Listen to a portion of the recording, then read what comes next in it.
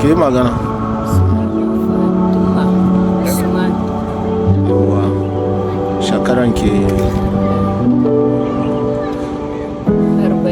yawa. So Taimakon mana har ga Allah mun gode muku. Allah ya kara kuma Allah ya kawo wani. To abinda kuka ba mu sabulu gaskiya ya taimake mu. Abun wanka da yara da mu manya ɗorayen mu. Ka je ka yi wanka ka yi ɗorayenka, ka yi wankanka, ka wankar da yaranka, ka yi musu ɗorayen tes, ka zo ka yi sharanka in akwai yan wanke-wankenka ka yi.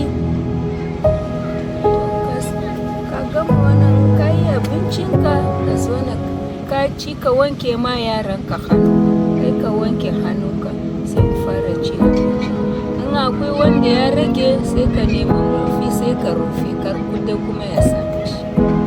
In wanda yana jin yunwa wane zo ka wanke hannunka ka ci ga abinci. Mun gode ma GHIV Africa da IDP.